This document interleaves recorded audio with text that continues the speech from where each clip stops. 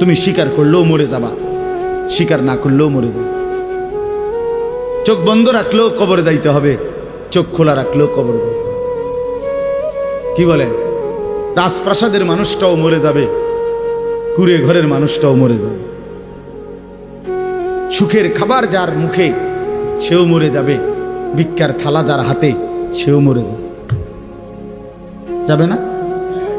তো যেটা নিশ্চিত অনিবার্য বাস্তবতা, যে মৃত্যুকে আড়াল করার, অস্বীকার করার, পাশ কাটার কোনোই ব্যবস্থা নাই, কোনোই ব্যবস্থা নাই। না না ক্ষমতা দেখাইয়া, না কাইন্দা কাইটা, কোনো সিস্টেম নেই। ক্ষমতা দিয়েও মৃত্যুকে ঠেকানো যাবে না, কাইন্দা কাইটাও কি করা যাবে না মৃত্যুকে। যেটা নিশ্চিত সেটাকে ভুলে যাওয়া কেন ভাই? কেন ভুলে যাব আমরা? আল্লাহর নবী সাল্লাল্লাহু আলাইহি ওয়াসাল্লামের যেই হাদিস আমি পড়ছি, এটাই নবীজি বলছেন, আকসিরু যিকরা হাদিমিল লাজ্জাত।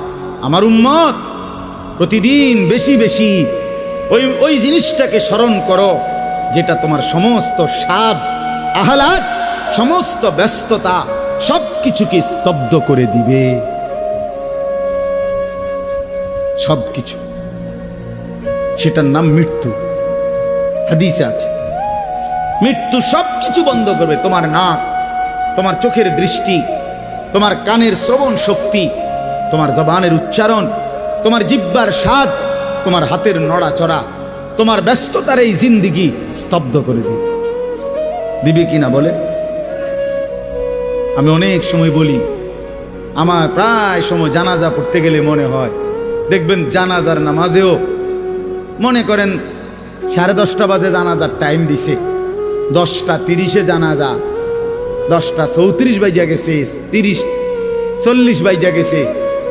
কিছু মানুষের এই পরিমাণ অস্থিরতা, এই মিয়া টাইম টেবিল ঠিক রাখো না, কইলা 10:30 জানাজা, 10 মিনিট ওভার হয়ে গেছে, কতক্ষণ খাড় করায় রাখবা?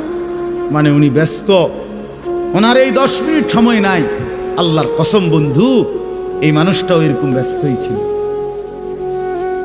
যে মানুষটার জানাজা হচ্ছে এখন, যার লাশ এখানে শোয়ানো, এই লোকটাও এমন ব্যস্তই ছিল। তার হাতেও একদিন সময় ছিল না। আজ গোটা পৃথিবী সব আগার জায়গায়, এই বেচারা শুধু নিস্তব্ধ। চোখের সামনের জলজ্জান্ত মানুষটা স্তব্ধ, আর হাত নড়ে না, পাও নড়ে না, আর চোখ নড়ে না, জিহ্বা নড়ে না।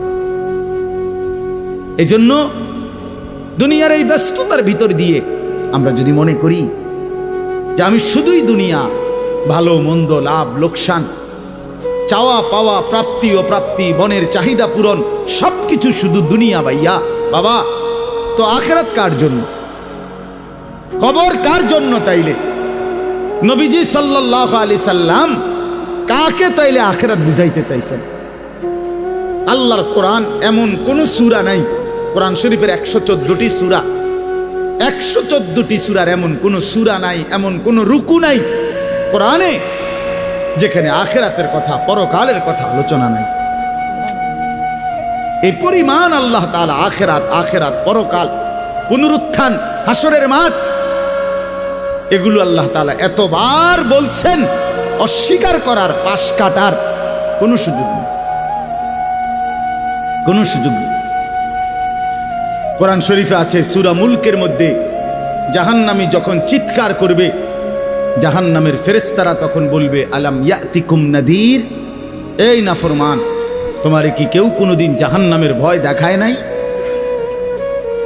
ক্বালু বালা, সে বলবে হ্যাঁ, কদ জাআনা নাদির, আমার কাছে বহু ভয় প্রদর্শনকারী বান্দা এসেছিল। কত ইমাম, কত খতিব, কত আলেম, কত ওয়াইজ, কত বক্তা, কত পীর, কত মাশায়েখ, কত আউলিয়া, কত বুজুর্গ চোখের পানি ফেলে ফেলে বারবার বারবার আমার এই জাহান্নামের কথা বলছিল, কিন্তু ফাকাদ্দাবনা, আমি মিথ্যা মনে করেছি। ওয়াকুলনা মা নাযালাল্লাহু মিন শাই, আমি আরো বলছি এগুলো আল্লাহ বলে নাই, তোমরা মোল্লারা, মুন্সিরা তোমরা বানায়া বানায়া বলো। হ্যাঁ, অনেক বেত্তমিজ লোক আছে, ও আইতো না, হুজুররা যত কয় এত না, না ওরা জানে, ওরা আগেও একবার ফিডা খাইয়া আইছে, ওরা একবার ঘুরে আইছে হাসরের মাঠ, ওরা জানে যত কয় এত না।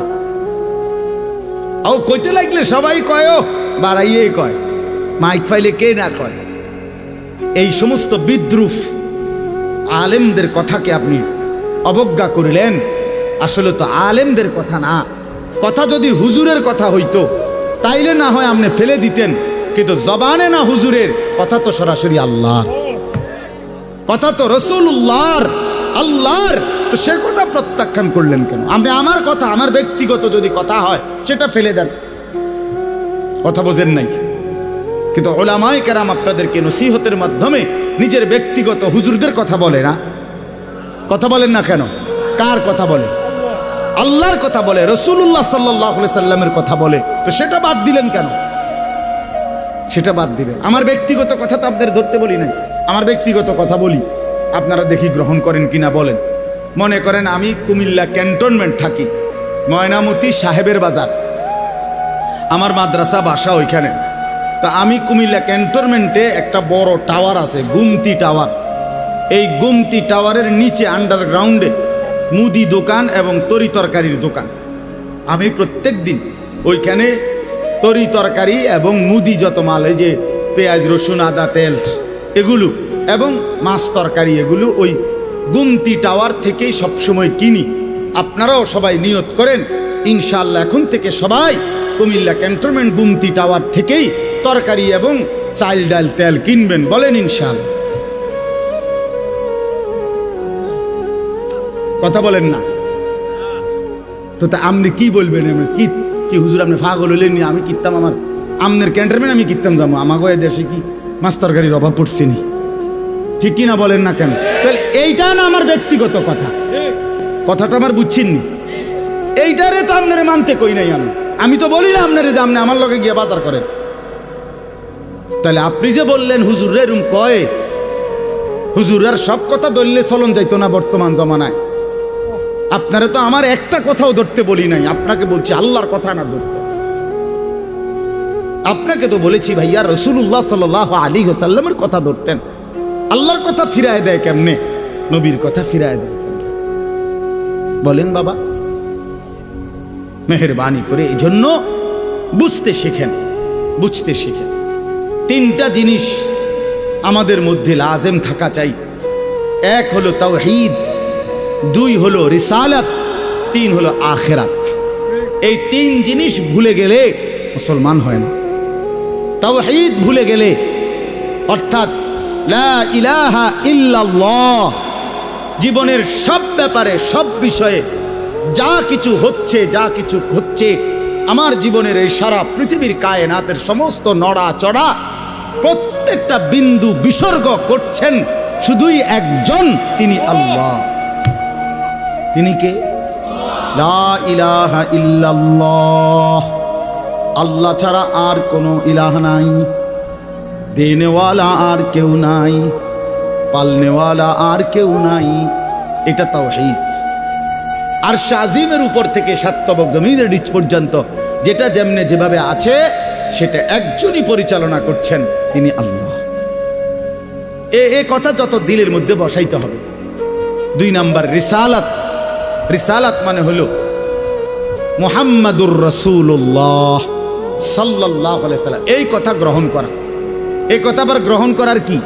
এই কথা গ্রহণ করা হইল মুহাম্মদ আল্লাহর রাসূল, আল্লাহ আমার জন্য উনাকে পাঠাইছেন, অতএব আমার জীবনের হাসি কান্না আনন্দ বেদনা, রাত দিন, ঘর সংসার বাজার ব্যবসা, আয় রোজগার, স্ত্রী পুত্র পরিজন, কদম কদম বিন্দু বিন্দু নিঃশ্বাস নিঃশ্বাস আমি অনুসরণ করব একজনকে, তিনি মুহাম্মাদুর রাসূলুল্লাহ সাল্লাল্লাহু আলাইহি ওয়াসাল্লাম। এটারে বলে রিসালাত। এটাকেই বলে নবী সাল্লাল্লাহু আলাইহি সাল্লামকে চেনা, এটাকেই বলে নবী সাল্লাল্লাহু আলাইহি সাল্লামকে ভালোবাসা, এটাকেই বলে নবী সাল্লাল্লাহু আলাইহি সাল্লামকে অনুসরণ করা। আমার ভাইয়া, আল্লাহর দোয়াই আপনি আপনার জায়গাতেই থাকেন, আপনি আপনার তরিকাতেই থাকেন, আপনি আপনার পীরের কাছেই থাকেন, যে যেখানে আছেন থাকেন, কোনো অসুবিধা নাই। শুধু নিজেরে ধোকা দিয়েন না, ধোকা খাইয়েনও না, কাউরে ধোকা দিয়েনও না। আল্লাহ রসুল বলছে আল মুমিনু লা ইয়াখদাউ ওয়ালা ইউখদাউ। খেয়াল করে শুনেন এই কথাটা। মোমেন, নবীজি বলছে, কোনো ইমানদার কাউকে ধোকা দেয় না। খোদার কসম নবী বলছে ইমানদার ধোকা খায়ও না। লা ইয়াখদাউ অর্থ সে ধোকা দেয় না, ওয়ালা ইউখদাউ অর্থ নিজেও ধোকা খায় না। অতএব রাসূলুল্লাহ সাল্লাল্লাহু আলাইহি সাল্লামের সাথে সম্পর্ক, ভালোবাসা, মহব্বতের সবটা 100 অনুসরণের মাধ্যমে, অনুসরণের মাধ্যমে। চেহারায় যার দাড়ি নাই সে রসুলকে ভালোবাসে না, ঘরে যার স্ত্রী বেপর্দা সে রসুলকে ভালোবাসে না, উপার্জনের মধ্যে যার হালাল নাই সে রসুলকে ভালোবাসে না, জীবনে যার সুন্নত তরিকার অনুসরণ নাই সে আল্লাহর রসুলকে কশ্চিন কালেও ভালোবাসে না। ভালোবাসে বললে এটা ভালোবাসার নামে ধোঁকা, মিথ্যাবাদিতা ছাড়া আর কিচ্ছু না। হ্যাঁ, হাসরের ময়দানে মার খাইয়েন না, ধরা খাইয়েন না। কথা বুঝছেন না? এখানে গাছ জোর দেখাইয়া হয়তো আমনে চিৎকার দিয়া, হুঙ্কার দিয়া, এই কইয়া সেই কইয়া, খাইয়া দাইয়া, বিরানিয়ে খিচুড়িয়ে মিল্লা পার হইয়া গেলেন আর কি। কিন্তু কবর, আখেরাত এত সুধান। আখেরাত হাসরের মাঠ, মামুর বাড়ি না। হাসরের মাঠ নানার বাড়ি না, আমনের চাচার শ্বশুর বাড়ি না। হাসরের মাঠ সেই মাঠ ১৬ লক্ষ আম্বিয়া, আদম থেকে মুহাম্মদ সাল্লাল্লাহু আলাইহি সাল্লাম পর্যন্ত সমস্ত নবী রাসূল যে মাঠের ভয়ে আল্লাহর কাছে দিবানিশি কাঁদছেন, সেই মাঠের নাম হাসরের মাঠ।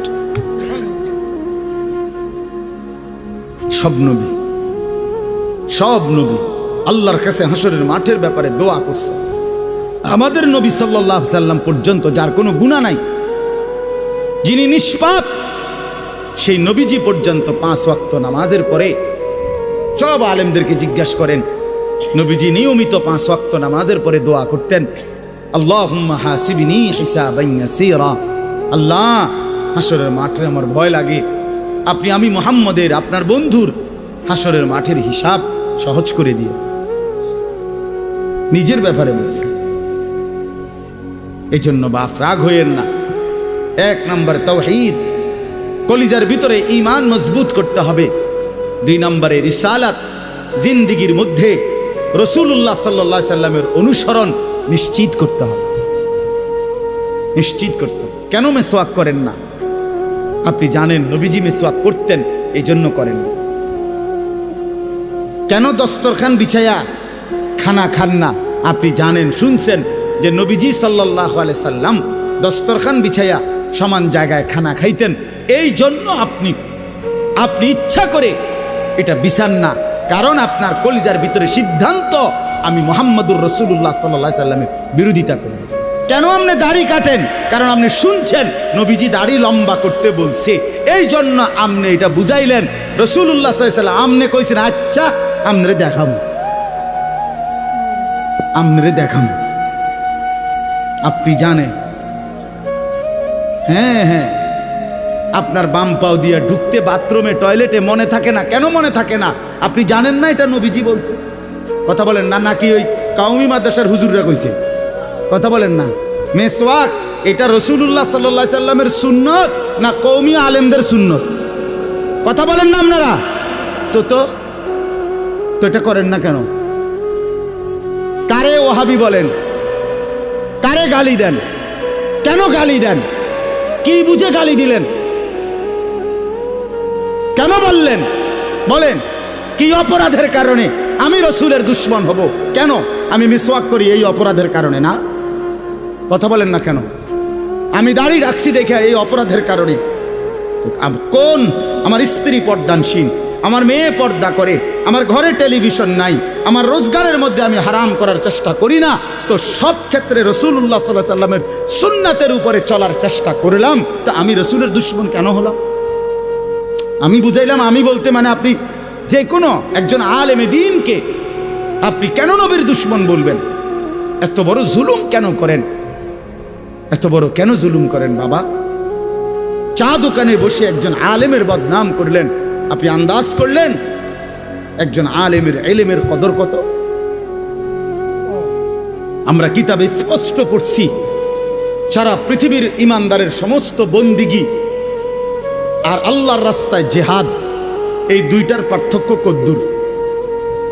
সারা পৃথিবীর ইমানদারের সমস্ত ইবাদাত একটি সমুদ্রের মধ্যে যদি কেউ আঙ্গুল দেয়, আঙ্গুল চুবায়, তো আঙ্গুলের অগ্রভাগে পানি লাগবে যে দূর, এতে করে সমুদ্রের ঢেউ তো বন্ধ হয়ে যাবে, ঠিক না? নৌকা চলা বন্ধ হয়ে যাবে না? সমুদ্র টের পাবে কিছু? কিতাবে স্পষ্ট আছে একজন ইমানদারের সমস্ত মুমিনের সব ইবাদত একত্র করিলে এইটার মর্যাদা হলো আঙ্গুলের অগ্রভাগের পানি। আর আল্লাহর রাস্তার জিহাদ ফি সাবিলিল্লাহ, জীবন দেওয়া, জিহাদ করা, এটা সমুদ্রের বাকি পানি। এরপরে লিখছে যে সমস্ত ইবাদত এবং আল্লাহর রাস্তার যুদ্ধ, এইটাও এবার একসাথ করেন। এই সবটা এবার ইবাদাত এমনকি জিহাদ সবটা একত্র করিলে আঙ্গুলের অগ্রভাগের পানি, খোদার কসম, আল্লাহর কসম, এলেম, কোরআন সুন্নাহর এলেম, এইটা সমুদ্রের বাকি পানি। বিশ্বাস করে এবার বলেন এক আলেমে দ্বীনের কদর করে আপনি কারে টিটকারি করলেন? কারে? ওটা আপনার মসজিদের ইমাম ৬,০০০ টাকা বেতন দেখে আপনার চোখে লাগছে না? বেটার বেতন কম, হ্যাঁ বেটার বেতন কম তো আপনি না কম দিছেন, উনি নি কম নির্ধারণ করছেন, আপনি না তারে মূল্যায়ন করেন না। কথা বলেন না কেন?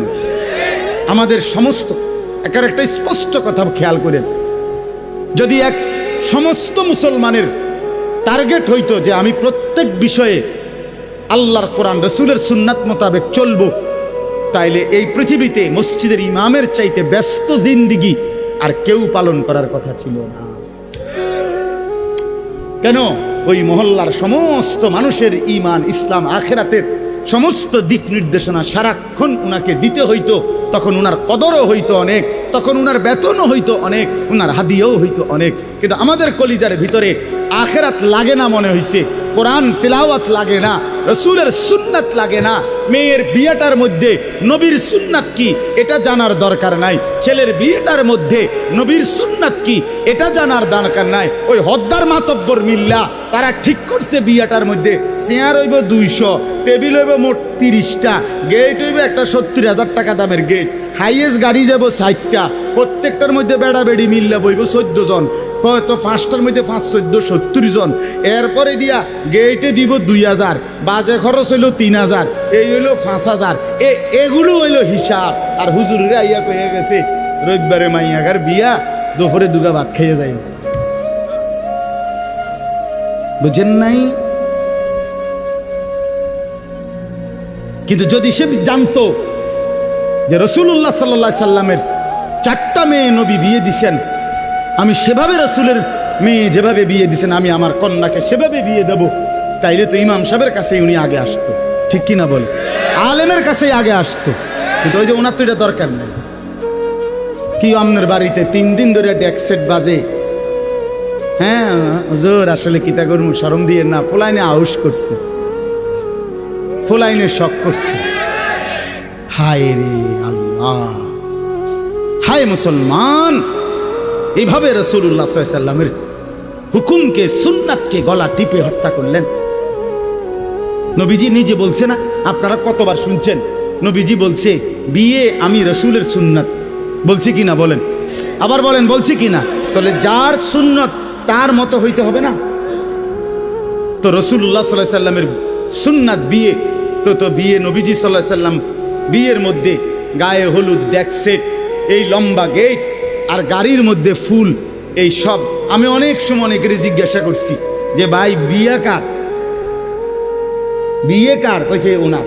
আমি কই তাই ফুল দিয়ে লাগাইছেন গাড়ি, বিয়ে তো প্রাইভেট কারে করানো উচিত।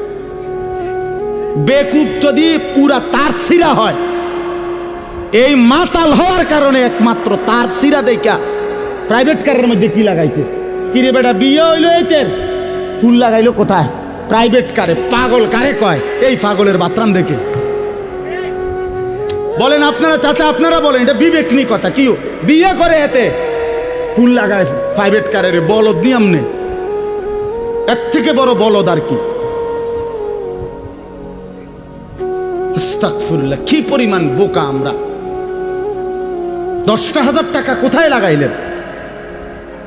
10,000 টাকা এই ফুলগুলো লাগাইতে গিয়ে 5,000 টাকা, 7,000 টাকা, 10,000 টাকা কোথায় দিলেন?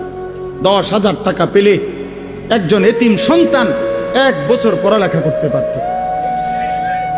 10,000 টাকা পেলে একজন বিধবা নারী হয়তো তার 2 মাসের চাল ডাল কিনতে পারত। আর আপনি বিয়ের গাড়িটা সাজায় নিয়ে গেলেন, মেয়ের বাড়িতে দাঁড়াইতে দেরি, ফাওড়া দিতে দেরি, গাড়িটা থামতে দেরি, ছেলেগুলোরে নামাইলে জামাইরে নামাই নিতে নিতে পরবর্তী সর্বোচ্চ 5টা মিনিটের ভিতরে আইসা দেখবেন একটা ফুলও গাড়িতে নাই। এত বড় বেউকুফ যেটা আমার 5টা মিনিট টিকলো না, আমি কার জন্য সাজাই? কার জন্য সাজাই? এই জন্য বাবা 1 নাম্বার বললাম আল্লাহর প্রতি তাওহীদ, আর 2 নাম্বার হলো পুরা জিন্দেগি রাসূলুল্লাহ সাল্লাল্লাহু আলাইহি সাল্লামকে অনুসরণ করা। 3 নাম্বার হলো আখিরাত। সব কিছুর ক্ষেত্রে ফিকির করবেন। আপনি আমি সবাই মৃত্যুর মাধ্যমে আখিরাতের দিকে যেতে হবে। কিসের দিকে? হ্যাঁ, মৃত্যু মানে শেষ না, মৃত্যু মানে সমাপ্তি না, মৃত্যু মানে শেষ না বাবা। মৃত্যু মানে আখিরাত, পরকালের জিন্দেগি, পরবর্তী অধ্যায়, নতুন অধ্যায়ের শুরু, নতুন অধ্যায়ের শুরু। এই জন্য আখিরাতকে ভুললে জীবনের কোনো অর্থ থাকে না। আখিরাতকে ভুললে মানুষ আর মানুষ থাকে না। বিশ্বাস করেন, পরকালের অনুভূতি যার নাই, কবরের অনুভূতি যার নাই, হাসরের ময়দানের বিবেক যার নাই, আল্লাহর কসম ওই ব্যক্তির জীবনের কোনো নিয়ন্ত্রণ নাই। সে যা ইচ্ছা তাই করে, জন্তু জানোয়ার যা করে। সমস্ত মানুষ যারা অপরাধ থেকে বেঁচে থাকে এবং পুণ্যকর্ম উত্তম কাজে লেগে থাকে, তার একটা মূল ফিকির তার কলিজার ভিতরে এটা আছে, আমি গুনাহ থেকে বাঁচতে হবে, আমি নেক কাজ করতে হবে। কেন? আমাকে আখিরাতে যেতে হবে। কথা বলেন না কেন? যে গুনাহ থেকে বাঁচে, কেন বাঁচে? আখিরাত আছে। যে নেক কাজ করে, কেন করে? আখিরাত, আখিরাত আছে, আখিরাত আছে। এই জন্য এই 3 জিনিস শেখা দরকার, কলিজার মধ্যে আনা দরকার। তাওহীদ, রিসালাত, আখিরাত। বলেন কি? তাওহীদ মানে লা ইলাহা ইল্লাল্লাহ, বলেন।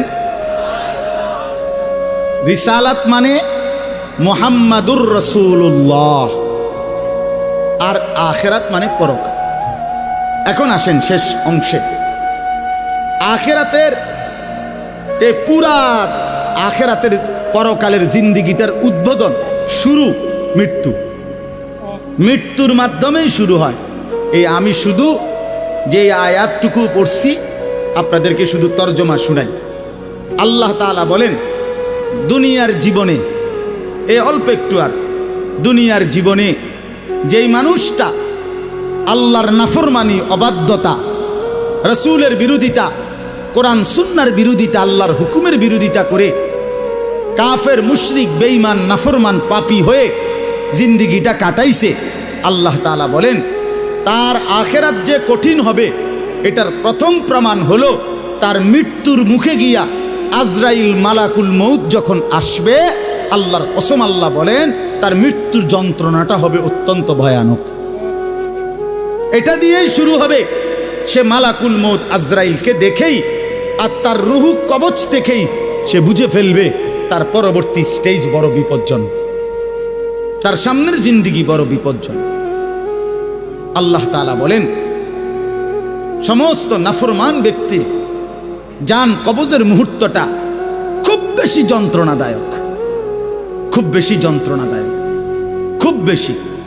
এই যন্ত্রণার সিস্টেম হইল, নবীজি বলছেন প্রত্যেক নাফরমান পাপী, হাদিসের মধ্যে আছে নেককার ব্যক্তি ফেরেশতা আজরাইল অত্যন্ত সুন্দর আকৃতিতে নেককার ব্যক্তির কাছে আইসা তার রুহু কবজের সময় বলবে, হে পবিত্র আত্মা, আল্লাহর সন্তুষ্টি নিয়ে তুমি বের হয়ে আসো। আল্লাহ রাসূল সাল্লাল্লাহু আলাইহি সাল্লাম বলেন, কোন পাত্র থেকে পানি যেভাবে ঢেলে দেয় এইটা যেরকম আরামসে পড়ে যায়, বের হয়, আল্লাহর কসম নবীজি বলেন নেককার ব্যক্তির রূহটা মালাকুল মউত আজরাইলের হাতে এরকম আরামসে চলে আসে। আর আল্লাহর নবী সাল্লাল্লাহু আলাইহি সাল্লাম বলেন কোন নাফরমান পাপী এক নম্বরে তার মৃত্যুর সময় প্রথম হইল ফেরেশতা মালাকুল মউত আজরাইল অত্যন্ত নিকৃষ্ট বিভৎস কুৎসিত চেহারা নিয়ে তার সামনে দাঁড়াবে। আমার কাছে আরবি কিতাব আছে, ইমাম কুরতুবির কিতাব আত-তাযকিরা, এই কিতাবের মধ্যে আছে ইব্রাহিম আলাইহিস সালাম একবার আজরাইলকে বলছিল, আজরাইল কোন নাফরমান পাপী ব্যক্তির যে সময় জান কবজ করো তখন তুমি যেই চেহারা নিয়ে তার সামনে দাঁড়াও ওইটা আমার একটু দেখাও। কিতাবে আছে আজরাইল বলছে ইব্রাহিম আলাইহিস সালামকে যে আল্লাহর কসম আপনি সহ্য করতে পারতেন না। ইব্রাহিম আলাইহিস সালাম বলেন না তুমি আমারে দেখাও, আমি দেখুমই। তো আজরাইল ওই আকৃতিটা ধারণ করছে। কোন পাপীর রুহু কবজের সময় উনি যেই চেহারা ধরে অত্যন্ত নিকৃষ্ট কুৎসিত চেহারা। তো কিতাবে স্পষ্ট আছে, ইমাম কুরতুবী বলেন ইব্রাহিম আলাইহিস সালাম চিৎকার দিয়া বেহুশ হয়ে গেছে। লম্বা সময় পরে হুঁশ আসার পরে উনি চোখের পানি ফেলে আল্লাহকে বলছে, আল্লাহ তোমার কোন নাফরমান বান্দা পরবর্তীতে কবরের আযাব, হাসরের আযাব, জাহান্নামের আযাব আর কিছুই লাগবে না, শুধু কেবল আজরাইলের এই বিভৎস চেহারার যদি একবার দেখে তার ৬০ বছরের নাফরমানির শাস্তির জন্য এটাই যথেষ্ট, এটাই যথেষ্ট।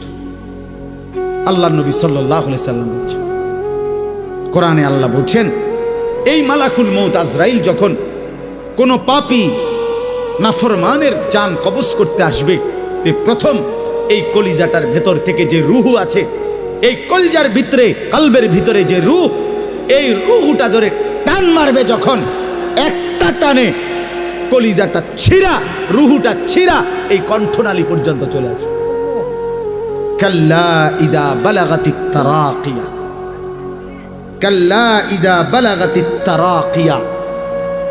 আর কিছুই না বান্দা, শোনো, যখন নাফরমান তোমার জান কবজের সময় রূহটা চলে আসবে কণ্ঠনালীতে, এবার রূহটা বের হতে চাইবে না, বের হতে চাইবে না, নাফরমান ছটফট করবে। আর ফেরেশতা আজরাইল, ফেরেশতা ছিঁড়া বিরা কোন জিনিসকে, কোন ধারালো লোহা, শিক, এটা যদি আগুনের মধ্যে, আপনার আগুনে পোড়ানো জিনিসের মধ্যে টান দেয় তাইলে যেরকম ছিঁড়া ভিড়া আসে, আল্লাহর কসম আল্লাহ রাসূল বলছে আজরাইল যখন রুহু ধরে আবার টান মারবে তো সমস্ত দর শরীর ছিন্ন ভিন্ন করে এই রুহু বের করে আনবে।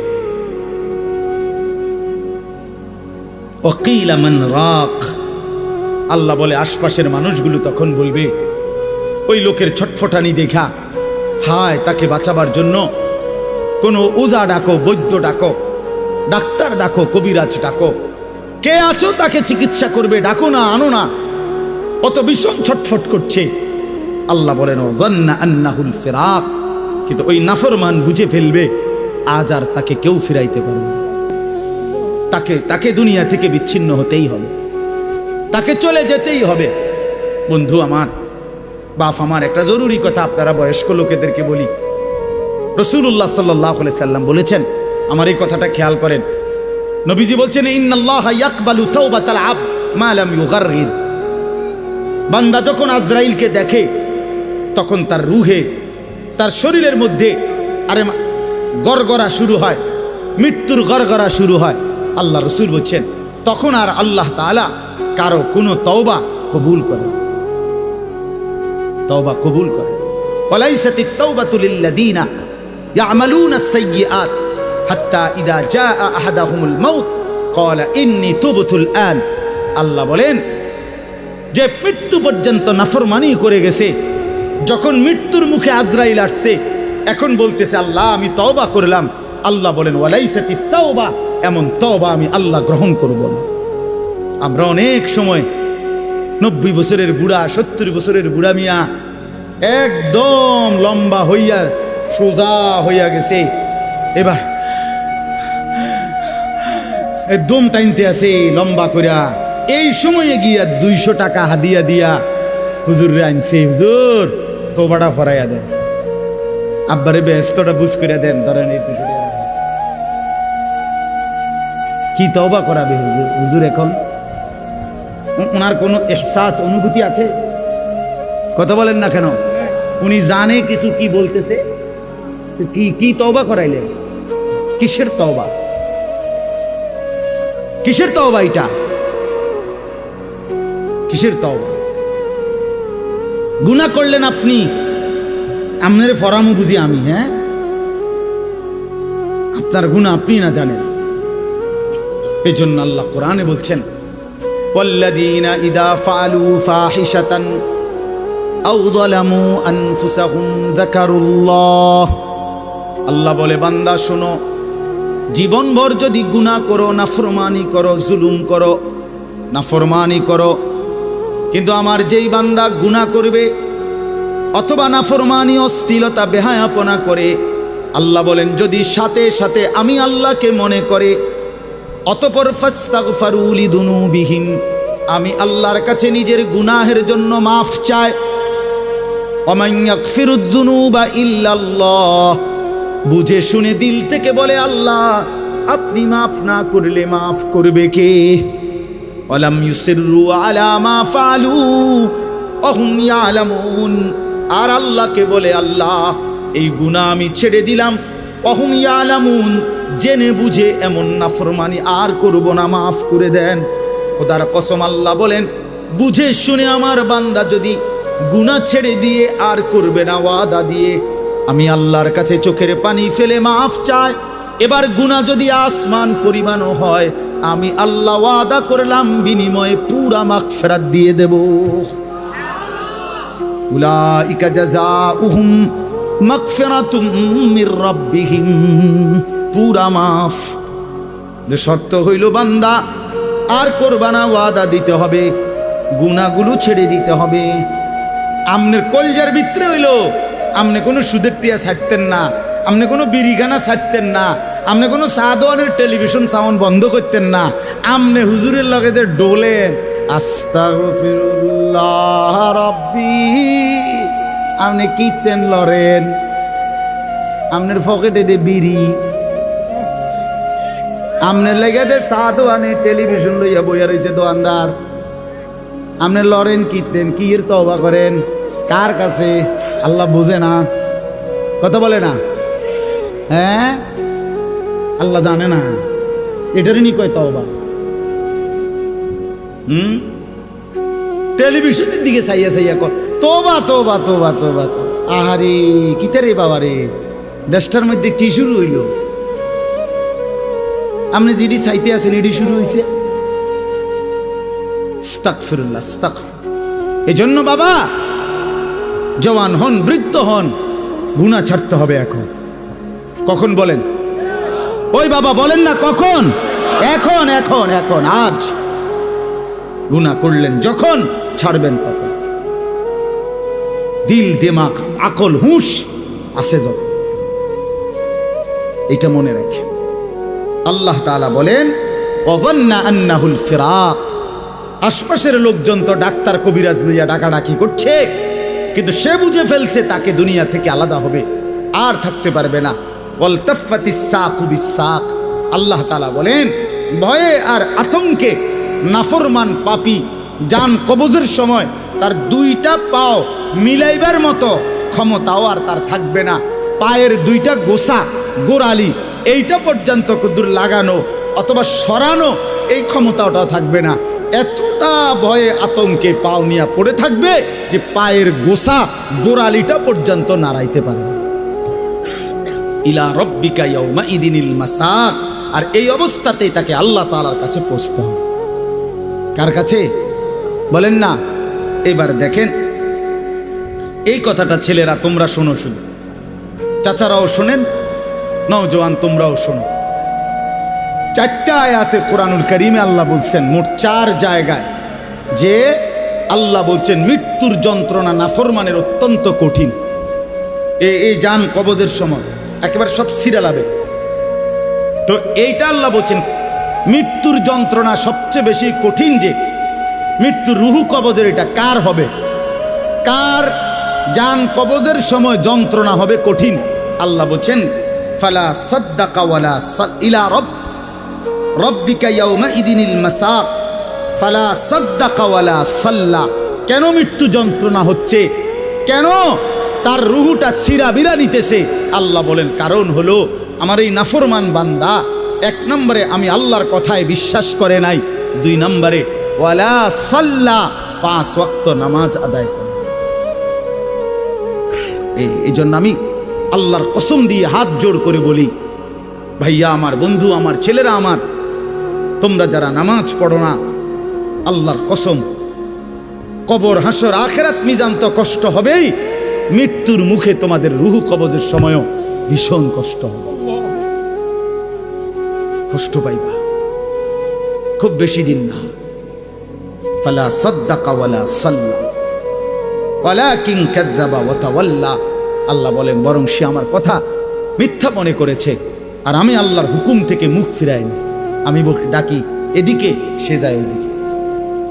আজান হয় মসজিদে, নাফরমান যায় বাজারে। মসজিদে জামাত চলে, নাফরমান চা দোকানে বসে বসে গপ মারে। হ্যাঁ, ওয়ালাকিন কাযাবা ওয়া তাওয়াল্লা। এরপরে আরো সাংঘাতিক কথা বলছে আল্লাহ, সুম্মা যাহাবা ইলা আহলিহি ইয়াতামাত্তা। আল্লাহ বলেন আমারে তো বিশ্বাস করে নাই, নামাজ পড়ে নাই, আমি আল্লাহর হুকুম থেকে মুখ ফিরায় নিছে, অথচ বউ বাচ্চা সংসারের মধ্যে গর্ব আর অহংকারের মধ্যে চলাফেরা করছে। অর্থাৎ এই যে নামাজ পড়ে নাই, হালাল খায় নাই, এইটা নিয়ে একটু লজ্জিত বিব্রত অনুভূতিটুকুও নাই, বরং বউ বাচ্চার মাঝে ফুর্তি করছে। বাবা বাবা, বুঝেন নাই? টাকা আনছে সুদের, কিন্তু কথাবার্তার স্টাইলে বোঝা যায় এটা যে গুনাহ, পাপ, ওনার বিবেকের মধ্যে ওইটা নেই। রোজগারটা যে হারাম, টাকাটা যে ওজনে কম দেওয়া টাকা, টাকাটা যে কিস্তির টাকা, টাকাটা যে সুদের টাকা, টাকাটা যে অবৈধ রোজগার, এটা যে অন্যায়, এইটাও তার বিবেকে নাই। বউ বাচ্চা নিয়ে এভাবে ফুর্তি আনন্দে আসে, মনে হয় যেন পাপগুলোকে তার আর পাপই মনে হয় না, অপরাধগুলোকে আর অপরাধী মনে হয় না। এইবার আল্লাহ শেষ বললাম, আল্লাহ বলে এমন নাফরমান বন্দার জন্য আউলা আলাকা ফাআউলা, হে বান্দা তোমার জন্য দুর্ভোগ, তোমার জন্য দুর্ভোগ, সুম্মা আউলা আলাকা ফাআউলা। আবারও বলছি, আল্লাহ বলে তোমার জন্য দুর্ভোগ, তোমার জন্য দুর্ভোগ, 4 বার বলছেন, 4 বার। তোমার জন্য লাঞ্ছনা, তোমার জন্য লাঞ্ছনা, তোমার জন্য লাঞ্ছনা, তোমার জন্য লাঞ্ছনা। কয়বার? তোমার জন্য কষ্ট, কষ্ট, কষ্ট, কষ্ট, তোমার জন্য দুর্ভোগ, দুর্ভোগ, দুর্ভোগ, দুর্ভোগ। এই 4 বার বললেন কেন? তাফসীরের মধ্যে লিখছে, একবার জান কবজের সময় দুর্ভোগ, 2 নম্বরে কবরে দুর্ভোগ, 3 নম্বরে হাসরের ময়দানে দুর্ভোগ, 4 নম্বরে জাহান্নামে দুর্ভোগ। কয়টা হইল? জান কবজের সময় কষ্ট পাইবা, কবরে কষ্ট পাইবা, হাসরের ময়দানে কষ্ট পাইবা, জাহান্নামে কষ্ট। কয়খানে? আয়াহসাবুল ইনসানু আন ইউতরাকা সুদান। আল্লাহ বলছে মানুষ তুমি কি ভেবেছো আমি তোমারে এমনি এমনি ছেড়ে দেব? হ্যাঁ, কি ভাবছো বান্দা? কবরের প্রথম মিনিট, প্রথম সেকেন্ডে যখন প্রশ্নের জবাব দিতে পারবা না, আল্লাহ তখনই বলে ফেলবে বান্দা, ফেরেশতারা আমার নাফরমান বান্দার জন্য জাহান্নামের বিছানা বিছিয়ে দাও, জাহান্নামের পোশাক পরিয়ে দাও। ফাআফরিশুহু মিনান নার ওয়ালবাসুহু মিনান নার ওয়াফতাহু লাহু বাবান ইলান নার। জাহান্নাম বরাবর দরজা খুলে দাও। আল্লাহর নবী বলেন, ফেরেশতারা যখন নাফরমানকে জাহান্নামের মধ্যে রেখে চলে যাবে, আরে কবরের মধ্যে রেখে চলে যাবে, কবরের ডান পাশের মাটি একটা চাপ দিবে, বাম দিকে চলে যাবে, বাম দিকের মাটি ডান দিকে চলে আসবে। আল্লাহর নবী বলেন, হাত্তা তাখতালিফা আদলাউহু, ডান পাশের হাড্ডি পাজর ভাঙ্গা চুরচুর হয়ে বাম দিকে চলে যাবে, বাম পাশের হাড্ডি পাজর ভাঙ্গা বন্ধু ডান দিকে চলে আসবে। প্রথম মিনিটেই হাড্ডির শরীর চুরচুর হয়ে যাবে। আল্লাহ ছাড়বে না, আমারেও না আপনারেও না, বিশ্বাস। দুনিয়া আল্লাহ তাআলা তো শাস্তির জায়গা না। আল্লাহটা বলছে তো আমি এটা শাস্তির জায়গা না, এটা পরীক্ষার জায়গা। কথা বোঝেন নাই? দুনিয়া কিসের জায়গা? এই জন্য ছাড় দেই না। আমি যদি ডেইলির ফিডে ফিরতাম তো তুমি তো মাথা টিকতা না। আজকে যারা নামাজ পড়ে নাই, এখন যারা এশার নামাজ পড়ে নাই, মনে করেন এখন গিয়ে ঘুমাবে, তো ফেরেশতা যদি একটা লাথি মারে, আইয়া একটা কিচ্ছা লাথি মারে যে গাদ্দার ওঠ, তো একটা লাথির লোকে তো 7টা মহাদেশ পার হইয়া যাবে।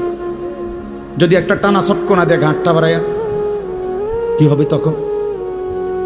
এই জন্য আল্লাহ কোরআনে বলছে, আমি যদি বান্দা নগদ শাস্তি দেই তাহলে তো ঘাড় সোজা কইরা একজনও চলতে পারবে না।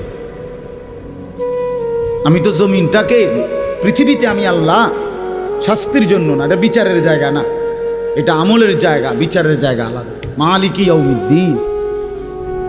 চলেন, রাত গভীরে, অনেক রাত হইছে, আমরা আপনাদের কাছে বলার চেষ্টা করলাম, নিজেরা ধাক্কাধাক্কি না করেন, বুঝতে শিখেন। এ হুজুররা কয় তো ভালোই, আসলে কথাটি ভালো বলছে, আমরা লাগিয়াই কইছে, কিন্তু পারি না। হ্যাঁ, পারি তো না। বাবারা, চাচারা, এই সমস্ত ফাজিলি কথা বলিয়েন না, এই সমস্ত মস্কারি কথা বললেন না যে পারি না। পারবেন না কেন? আপনি পারবেন না কেন? পারবেন না। আপনি এই 60 বছরে কি কম কিছু পারছেন? আপনি 60 বছরে হুদা চিড়া খাইছেন? পারবেন না কেন? অবশ্যই পারবেন। আপনি নিয়ত করেন, আমার ছেলেকে নামাজ পড়াবো, মেয়েকে নামাজ পড়াবো, নাতি নাতনিকে নামাজ পড়াবো, আল্লাহর কোরআন শিখাবো, স্ত্রী সন্তানকে পর্দা পুশিদা করাবো। আপনি ফয়সালা নিয়ে ফিকির করেন, না বুঝলে ওলামায়ে কেরাম থেকে জিজ্ঞেস করেন যে হুজুর আমি কেমনে কি বলতাম, কেমনে কি করতাম। আপনি শিখেন, আপনি বুঝেন, মৃত্যু পর্যন্ত বলা চালু রাখেন। তাইলে হবে কি, যদি আপনার কথায় তারা ফিরেও না আসে, আপনার লাগাতার বলা, চোখের পানি ফেলা, আপনার অব্যাহত চেষ্টার কারণে হতে পারে আল্লাহ আপনারে মাফ করে দেন। কিন্তু আপনি যে মাতেনও না, লড়েনও না, আপনি বইয়া বইয়া তারার লগে ভাত খান, আপনি আপেল খান, মালটা খান, গপ মারেন, খুশি, অথচ তারা নামাজ পড়ে না। এইটা কি ধরনের জিন্দেগি? আল্লাহ আমাদেরকে বুঝার তৌফিক দান করেন। যেই ছেলেরা আলহামদুলিল্লাহ আজকের এই মাহফিলের ইন্তজাম করেছো, ভাই তোমাদের কাছে আমার অনুরোধ, ভাইয়া নামাজ পড়ো। যুবক, আমার অনুরোধ এটা, নামাজ না পড়লে কোনো লাভ হবে না। যারা মাহফিল সাজিয়েছ, এবার জিন্দেগি সাজাও, নিজেকেও সাজাও। এত সুন্দর মাহফিল যাদের হাতে হয়েছে, তুমি কেন নষ্ট হইবা? তুমি বরবাদ হইবা কেন? তুমি মানুষকে ডাকলা আল্লাহর দিকে, নিজে দিলা না সেজদা, তো কি লাভ হলো ভাইয়া? কি লাভ হলো? এটা কেমন ইনসাফ হলো ভাই? এজন্য দয়া করে বাপ, প্রত্যেকটা যুবক ইনশাআল্লাহ আল্লাহর জন্য, দ্বীনের জন্য নিজেকে সুন্দর করে ইবাদত আমল না করলে হবে না। আগামী দিনে ইসলামের জন্য আরো কোরবানি লাগবে। অবশ্যই দেখেন, সারা পৃথিবীতে ইসলাম আর কুফরের যুদ্ধই শুরু চলছে। ইসরায়েল এবং ফিলিস্তিনের যুদ্ধ তেল নিয়া। কথা বলেন না কেন? তেল নিয়া, টাকা নিয়া, দিন নিয়া। ইসরায়েলের সাথে লেবাননের যুদ্ধ ঈমান আর কুফরের যুদ্ধ। কথা বলেন, সারা পৃথিবীর এই গোলযোগ বাড়তেছে। ঈমান আর কুফরের যুদ্ধ, ইসলাম আর বেঈমানের যুদ্ধ। অতএব এই যুদ্ধে যদি তুমি টিকতে হয় তো অবশ্যই তোমাকে সেজদাওয়ালা হইতে হবে। যে কপালে সেজদা নাই, তুই পারতা না। আমি সব সময় বলি ভাই, 2টা স্লোগান মারন আর আল্লাহর জন্য জীবন দেওয়া এক কথা না। এই জন্য নামাজ পড়ো, মোবাইলের নেশা ছাড়ো ভাইয়া, মোবাইলের নেশা কমাও, ব্যক্তিগত প্রয়োজনের মধ্যেই রাখো। একটু চেষ্টা করলে, হিম্মত করলে, যে মানুষ আজীবন লবণ দিয়ে ভাত খাইতো, ডাক্তার নিষেধ করার পরে 20 দিন চেষ্টা করে সে এখন লবণ ছাড়াও ভাত খাইতে পারে। যে মানুষ আজীবন চিনি দিয়ে চা খাইতো, ডাক্তার নিষেধ করার পরে এখন 20 দিন চেষ্টা করার পরে এখন সে চিনি ছাড়াও চা খাইতে পারে। যে মানুষ সব সময় মিষ্টি খাইতে পছন্দ করত, এখন ডাক্তার ডায়াবেটিস বলার কারণে মিষ্টি খাওয়া ছেড়ে দিতে বলাতে সে এখন পরবর্তী 10 বছর 15 বছর মিষ্টি ছাড়াও জিন্দিগি চালাইতে পারে। যে মানুষ বহুদিন বিড়ি সিগারেট খাইতো, কোনো আলেমে দ্বীনের কথা শুই না, হয়তো ছেড়ে দিছে, কিছুদিন কষ্ট হয়েছে, 20 দিন 50 দিন 1 মাস, কিন্তু এরপরে ঠিকই তার কাছে এটা সহজ হয়ে গেছে। তো ঠিক তেমনি ভাবে ইনশাআল্লাহ হিম্মত করিলে তুমিও গুনাহ থেকে বাইচা পাক্কা নামাজি হওয়ার যদি হিম্মত করো তো তুমিও পারবা, ইনশাআল্লাহ পারবা। দুনিয়ার এই শরীর বাঁচাইবার জন্য যদি কত কিছু ডাক্তারের কথা মতো বিরত থাকা যায়, তো আখেরাতে জাহান্নামের আযাব থেকে বাঁচার জন্য, কবরের আযাব থেকে বাঁচার জন্য, মৃত্যুর যন্ত্রণা থেকে বাঁচার জন্য গুনাহ তো ছেড়ে দেওয়া উচিত। আল্লাহ আমাদেরকে তৌফিক দেন, কবুল করেন। আল্লাহ তাআলা আজকের এই সুন্দর মাহফিলের মধ্যে বরকত দান করেন। অনেক ওলামায়ে কেরাম আসছেন, আল্লাহ আপনাদেরকে হায়াতে তয়্যিবা আফিয়া দান করেন। চাচারা, বাবারা, মুরব্বীরা, বয়স্করা, আল্লাহ তাআলা আপনাদেরকেও আরো বেশি নেক আমলের তৌফিক দেন। আমার অনেক চাচা এখানে, চাচারা আমার হাত জোর করে অনুরোধ, আমি আপনাদের কাছে অনুরোধ করছি, আপনারা বিড়ি সিগারেট খাইয়েন না। আমার এটা অনুরোধ। রাসূলুল্লাহ সাল্লাল্লাহু আলাইহি ওয়াসাল্লাম বলছেন, এটা হাদিস, তাহহিরু আফওয়াহাকুম, তোমরা তোমাদের মুখ পবিত্র রাখো।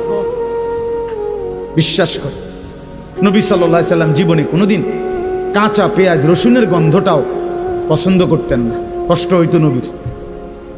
আপনি এই দুর্গন্ধওয়ালা মুখ নিয়া কেমনে সুপারিশের জন্য দাঁড়াইবেন? হাউজে কাউসারের পানির জন্য কেমনে দাঁড়াইবেন?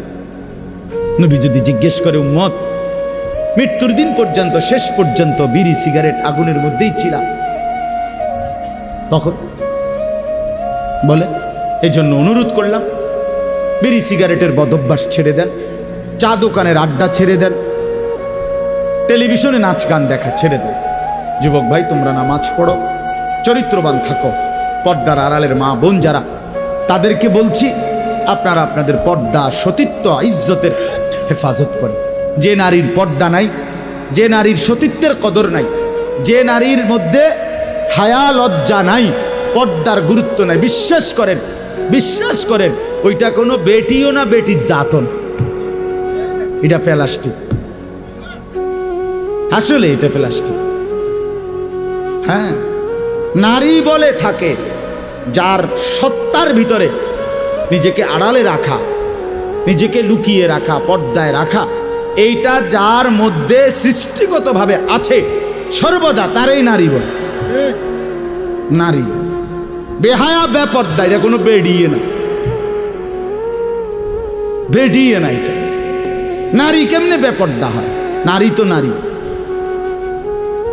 এই জন্য দয়া করে মা বোনদেরকে বলি, পর্দা পশিদার গুরুত্ব দিবেন। আল্লাহ তৌফিক দান করেন, আল্লাহ তাআলা কবুল করেন। সুবহানাল্লাহি ওয়া বিহামদিহি, সুবহানাকাল্লাহুম্মা বিহামদিকা।